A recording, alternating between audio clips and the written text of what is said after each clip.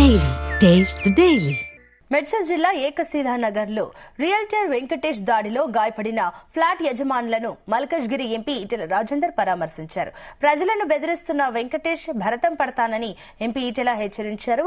వెంకటేష్ కు సహకరిస్తున్న పోలీసులు, ప్రభుత్వ పెద్దలు, రెవెన్యూ అధికారులు బయటకు రావాలన్నారు.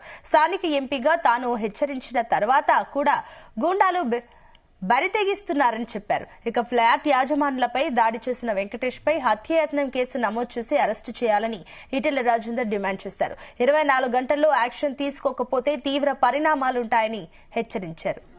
కోర్టు స్పష్టంగా చెప్పింది, అరే ఇది వ్యవసాయ భూమి కాదు, ఇది బాజాప్తా ఫ్లాట్ల భూములు మాత్రమే, వందల మందికి సంబంధించిన భూములు మాత్రమే అని చెప్పింది.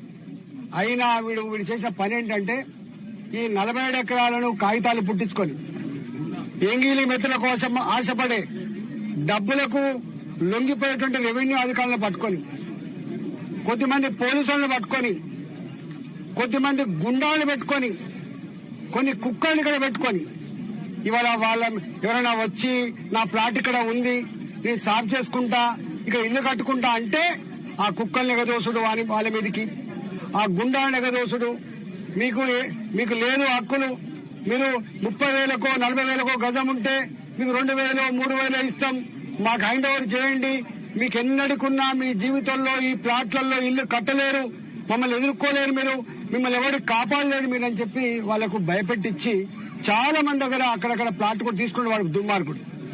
ఇవాళ పోయిన సంవత్సరం ఈ ఇష్యూ నా దృష్టికి వస్తే నేను స్వయంగా వచ్చిన ఇక్కడికి. అంటే వాడు వెంకటేశ్వర నాడు వాడి గుండాలకు ఉండేటువంటి వాడి బింకం చూడు, వానికి ఉన్న శక్తి చూడు. ఎంపీ గారు వస్తుందని తెలిసి కూడా ఎంపీ గారికి మీరు కంప్లైంట్ చేసినా, ఎంపీ గారికి మీరు టెంట్ వేసినా, ఎంపీ గారి మీటింగ్ పోయినా, ఎంపీ గారి ఇక్కడ 24 గంటలు ఉండడు, మిమ్మల్ని కాపాడు, మేమే ఉంటాం ఇక్కడ, మీ సంగతి చెప్తామని చెప్పి బెదిరిస్తే బిక్కుమంటూనే వచ్చేంత వరకు.